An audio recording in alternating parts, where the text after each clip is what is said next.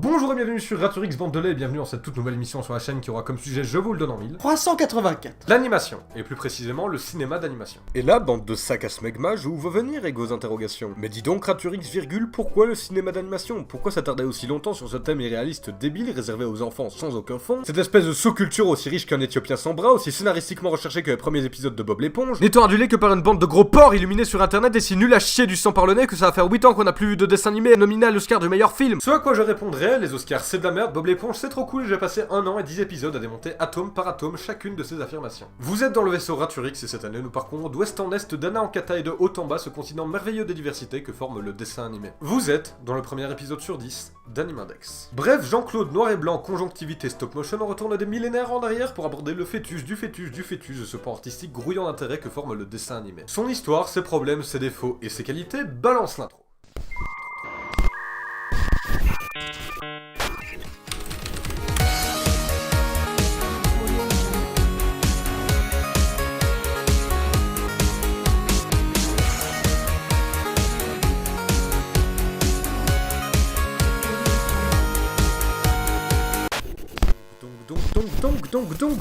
Donc, pour commencer à parler doucement du cinéma d'animation, le meilleur truc serait de définir ce que c'est afin de délimiter dès le départ de quoi on va parler. Sauf que, problème, définir l'animation est un énorme bordel. La meilleure manière de commencer serait donc de trouver l'origine de ce bordel sous un angle historique. Remontons donc dans le temps et posons-nous cette question. Dans toute l'histoire et dans sa définition la plus large, c'est-à-dire la simulation du mouvement, quelle est la première œuvre d'animation du monde? Et là on se heurte à un autre problème, et pour illustrer ce problème, je vais vous poser une question. À votre avis, de quand date la première œuvre d'animation de l'histoire dans sa définition la plus large? Les années 1900, Presque. les années 30, Saute par la fenêtre. la fin du 19e, Non. la première révolution industrielle, Continue. le Moyen-Âge, l'Antiquité grecque, Encore. la préhistoire.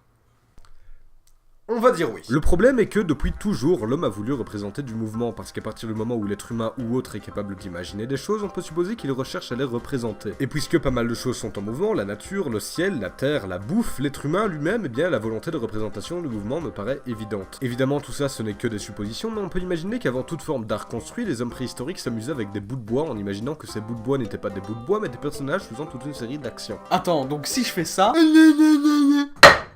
Je suis un artiste venant de créer une œuvre d'animation. Bonjour cher, le Ghost va être connu internationalement pour un film d'animation intergénérationnelle qui reflète la société actuelle à travers le prisme des sociétés sylviennes traditionnelles par leur critique de l'impérialisme européen. Voudriez-vous nous expliquer d'où vous est venue l'idée du scénario de votre dernier long métrage, ainsi on emporte les titans de Mec Calipiche 3?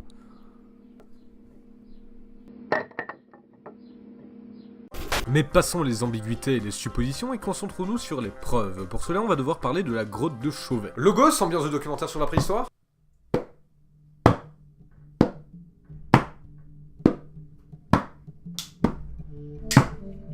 Donc, la grotte de Chauvet est connue pour ses peintures pariétales représentant des animaux, mais la particularité de ceux-ci est qu'ils ont été peints plusieurs fois avec quelques différences seulement. Un peu comme si les humains de la préhistoire avaient eu la volonté de représenter le mouvement de ces bestiaux, ce qui rentre dans la définition la plus large de l'animation. Pendant l'Antiquité, on a retrouvé d'autres œuvres représentant du mouvement et utilisant le même principe, comme le théâtre sur gobelet en Iran. Jusqu'au 19e et pendant de nombreux siècles, ce genre d'appareil, plus ou moins technologiquement avancé, se popularise. Mais jusqu'ici, l'histoire de l'animation est extrêmement proche de l'histoire de la bande dessinée, si ce n'est que la bande dessinée a une volonté moindre d'aller dans le détail du mouvement. Mais ce n'est qu'avec le 19e, la révolution industrielle et l'explosion de ce qu'on appelle les jouets optiques, l'utilisation plus conséquente du papier, que la différence va se marquer. On voit alors l'émergence d'une chier d'appareils comme le théâtre optique, le folioscope, le phénakistiscope, le zootrope, le thomascope, le praxinoscope, le zoopraxiscope, le microscope, le rectoscope, le télescope. Arrête. Mais le truc c'est que depuis tout à l'heure je vous parle de bidules qui doivent vous paraître très loin de ce à quoi le cinéma d'animation ressemble aujourd'hui. Puisqu'effectivement tout ce dont on vient de parler fait partie de ce qu'on appelle le pré-cinéma, puisque le cinéma avec un grand C commence officiellement avec les frères Lumière. Je pourrais vous raconter l'histoire de l'invention du cinéma avec le kinétoscope d'Edison et tout le schmilblick, mais ce serait beaucoup trop long et surtout on n'est pas là pour parler du cinéma, mais du cinéma d'animation. J'en reviens donc à la question, quel est le premier film d'animation de l'histoire?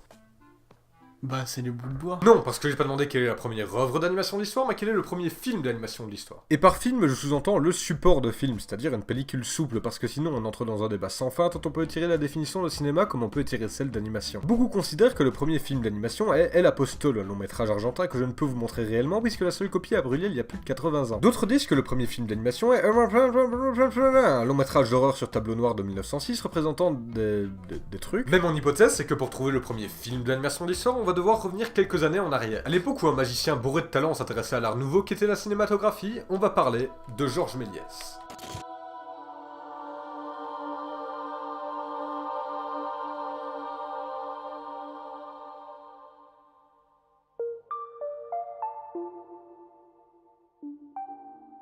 Donc, Georges Méliès est un magicien cinéaste français du début du XXe siècle, c'est-à-dire une époque où on pouvait apprécier les premiers balbutiements du cinéma dans des petites salles ou fêtes foraines. Le cinéma étant effectivement plus traité à l'époque comme une attraction ou un outil scientifique d'étude du mouvement que comme un art à part entière. Georges Méliès donc est connu pour avoir niqué le game du cinéma contemporain, pour avoir été le plus ou moins premier. Le plus ou moins premier. Le plus ou moins premier dans une époque où tous les films ou presque n'avaient pas beaucoup d'intérêt artistique et à vouloir produire quelque chose de plus techniquement difficile à réaliser. Cette volonté du compliqué va l'amener à aborder toute une série de techniques nouvelles dans le cinéma, certaines empruntées au théâtre ou à la prestidigitation, comme les décors qui bougent, ou d'autres totalement nouveaux puisque propres au cinéma, comme le truc à arrêt, terme barbare pour désigner les effets spéciaux à partir de cuts que le réalisateur aurait, d'après la légende, découvert par hasard lors d'un arrêt accidentel de sa caméra. Georges Méliès a réalisé plus d'une soixantaine de courts-métrages pendant presque 20 ans de carrière, mais le plus connu reste Le Voyage dans la Lune, dont on va parler aujourd'hui. Particulier encore une fois, puisque beaucoup le considèrent comme le tout premier film de science-fiction de l'histoire du cinéma. Ah ouais, quand même. Donc, Le Voyage dans la Lune est un film de science-fiction français réalisé par Georges Méliès et sorti le 1er septembre 1902. Le film, bien qu'en grande partie original, est inspiré d'un célèbre roman de Jules Verne, De la Terre à la Lune, et d'un autre roman de H.G. Wells, Les Premiers Hommes. Le film est évidemment un court-métrage, puisqu'il fait 14 minutes, en noir et blanc, bien qu'une version colorisée à la main ait existé du temps de Georges Méliès, c'est évidemment muet, puisque les premiers films parlants n'apparaîtront que dans les années 20, c'est-à-dire plus de 20 ans plus tard. Cependant, question son, le DJ nous a fait un découpage des darons du 36e enfer. Accrochez-vous.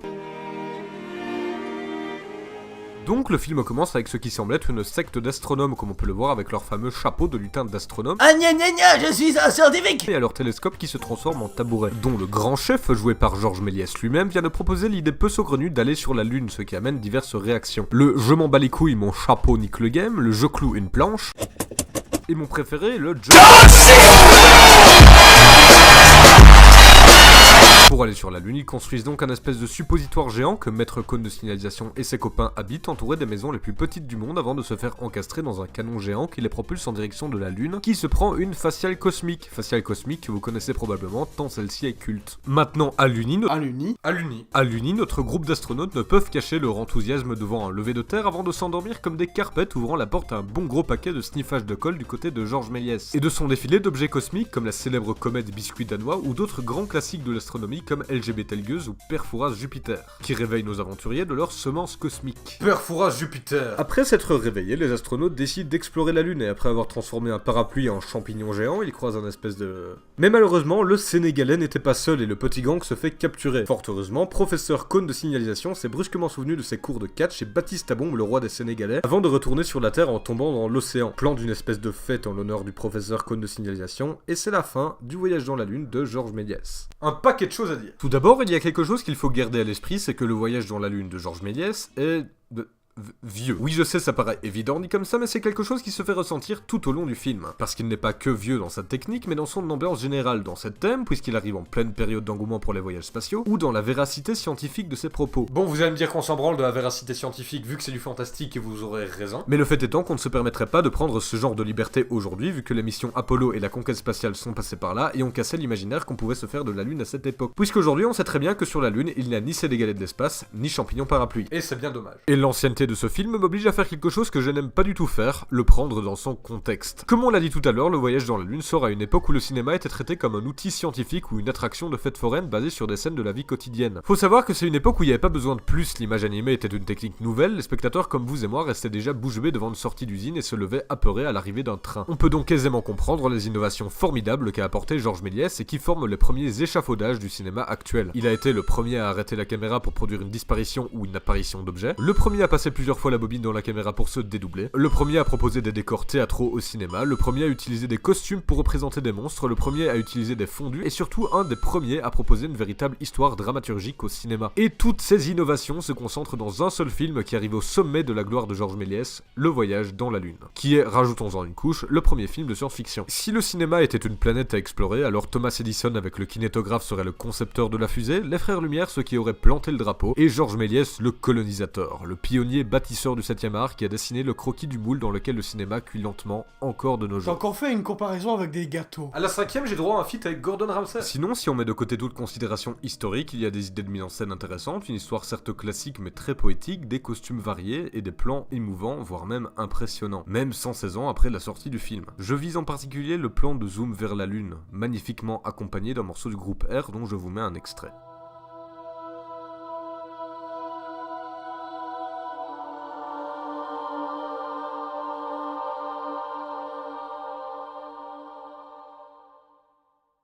Ce plan. Ce plan de la lune avec un visage de clown qui se rapproche doucement de la caméra entouré de panneaux en bois représentant des nuages me fait, malgré les 16 images par seconde, malgré le 4 tiers, malgré les 116 ans de changement de format qu'il a traversé pour arriver jusqu'à nous, malgré les cicatrices que les nombreuses années ont laissées sur ce film de magicien passionné, admirez le travail de Georges Méliès, dont la marque indélébile restera à jamais ancrée dans l'histoire du cinéma.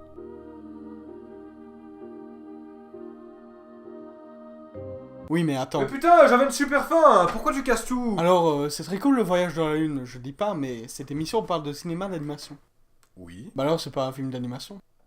D'accord, on va jouer à un jeu, tu veux bien? Définis-moi ce que c'est de l'animation. Bah, l'animation, c'est la représentation du mouvement. Donc ça, c'est un film d'animation. Bon, tu sais quoi? On va aller voir dans un dictionnaire. Comme tu veux. D'après Larousse, animation, toute méthode consistant à filmer image par image des dessins ou des marionnettes qui paraîtront animés sur l'écran. Donc tous les films sont des films d'animation. Quoi? Si tu pars du principe que tout film d'animation est composé d'une suite d'images fixes qui, par effet de persistance rétinienne, donne l'illusion du mouvement, alors tous les films sont des films d'animation vu que tous les films sont des suites d'images fixes. Mais les films d'animation, c'est des dessins. Donc ça, c'est pas de l'animation. Oui, mais c'est des marionnettes, c'est pas pareil. Donc ça, c'est pas de l'animation. Je sais. Les films d'animation, c'est créer du mouvement qui n'existe pas à la base. Donc le Tintin de Spielberg, c'est pas de l'animation non plus, du coup, vu que c'est du motion capture, soit un mouvement qui existait déjà à la base. Oui, mais il y a aussi une notion technique. Dans les films normaux, tu filmes en continu, et dans les films d'animation, tu filmes image par image. Ouais, mais une caméra ne fait que prendre des photos à grande vitesse, en quelque sorte. Mais la caméra, c'est à vitesse réelle. Donc ça, c'est pas de l'animation. Je sais pas. Moi non plus. Et c'est normal qu'on ne sache pas puisqu'il est très compliqué, voire impossible de donner une définition claire et précise de ce qu'est l'animation. Et si vous y parvenez, je vous attends dans les commentaires. Le truc c'est qu'on voit bien les films qui font partie de l'animation et les films qui font partie de la non-animation. Le problème c'est qu'entre les deux il y a un océan de flou. Donc pour revenir à notre question originelle, il est impossible de donner une définition claire à l'animation. Et si on suit la définition qui est la plus souvent donnée, c'est-à-dire une suite d'images fixes qui, exposées rapidement, donne l'illusion du mouvement, alors dans une certaine mesure, tous les films sont des films d'animation. Y compris les films de Georges Méliès et Le Voyage dans la Lune. Alors, pourquoi parler du Voyage dans la Lune et pas d'un film antérieur, me diriez-vous? Eh bien déjà parce que c'est un pionnier iconique du cinéma tout court et que faute de trouver les films antérieurs peu intéressants à traiter en vidéo, j'ai préféré passer une vidéo de 13 minutes à parler d'une racine profonde du cinéma plutôt que de parler pendant 3 minutes de la plus profonde. Et puis surtout parce que, même au sens où on le prend habituellement, Le Voyage dans la Lune comporte des plans d'animation, et j'en ai trouvé extrêmement peu qui étaient antérieurs. On peut citer le plan de la fusée qui tombe ou celui de la Lune qui se rapproche, qui sont tous les deux tournés en image par image. Ces plans sont donc des plans de stop motion, donc de l'animation au sens le plus commun. Ok, dans les 9 prochains épisodes, on va parler de films normaux. Non, dans les 9 prochains épisodes, on va parler de films d'animation classiques, c'est-à-dire des dessins animés. D'ailleurs, je vous dis à dans un mois ou deux pour le deuxième épisode d'Animindex, n'hésitez pas à aller squatter le Discord, le lien est dans la description. C'était Raturix, à toutes. Ah, c'est nul à chier.